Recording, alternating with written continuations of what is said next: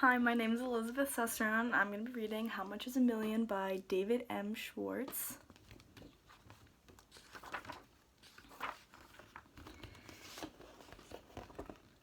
If 1 million kids climbed onto one another's shoulders, they would be taller than the tallest buildings, higher than the highest mountains, and further up than airplanes can fly. If you wanted to count from 1 to 1 million, it would take you about 23 days. If a goldfish bowl were big enough for 1 million goldfish, it would be large enough to hold a whale.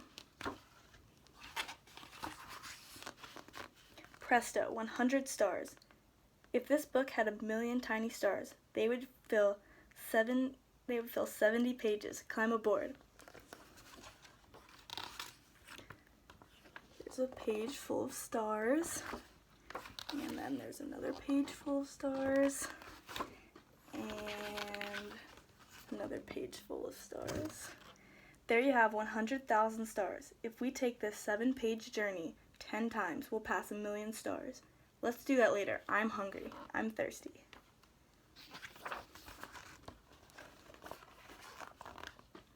How big is 1 billion? If 1 billion kids made a human tower, they would stand up past the moon. If you sat down to count from 1 to 1 billion, you would be counting for 95 years. If you found a goldfish bowl large enough to hold 1 billion goldfish, it would be as big as a stadium.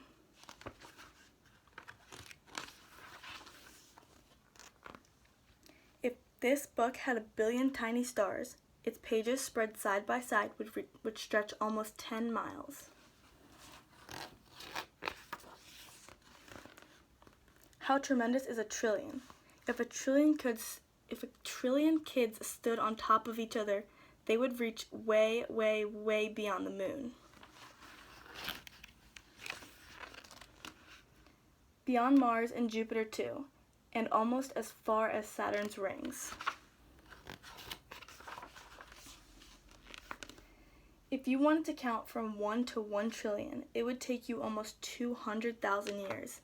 If you put 1 trillion goldfish in a goldfish bowl, the bowl would have to be as big as a city harbor.